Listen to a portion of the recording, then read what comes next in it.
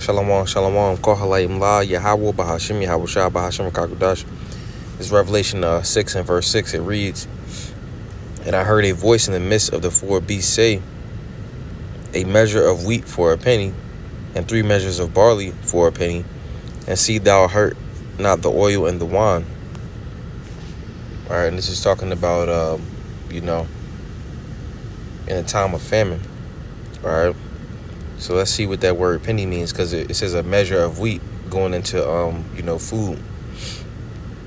It says for a penny, because basically things are going to be inflated,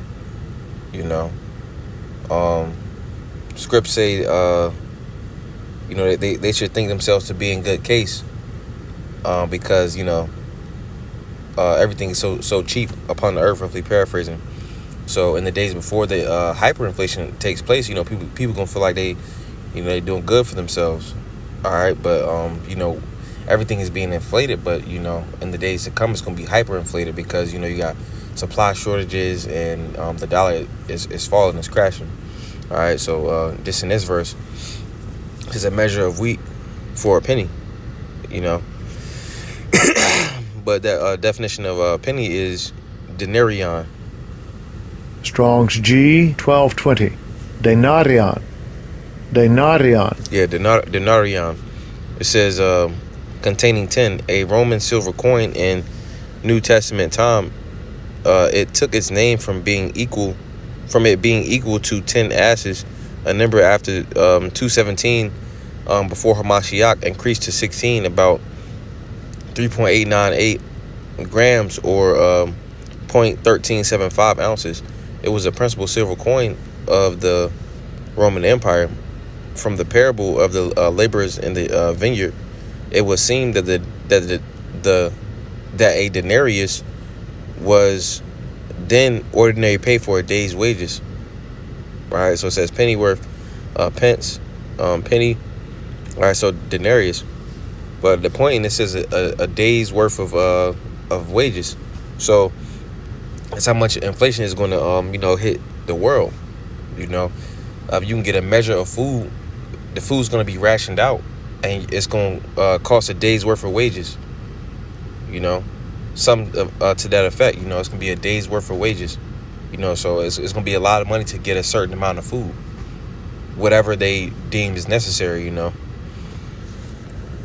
So and that's going to bring sedition amongst men, because people going to feel like, if I got to pay a day's worth of food, then what's the use of working? Because things are going to be hyperinflated. This is 2nd Ezra 15 and 16 says, "For there shall be sedition among men." These people are not going to be paying attention to the rules, your government or governmental officials, these officers out here, and people as such. It says, and invading one another. They're gonna be invading one another, looking for food. Scripts also say that they're gonna be searching their houses with the sword, because of lack of bread and great tribulation. It's gonna be a lack of bread. And your average Babylonian is not gonna pay a day's worth of wages for some food.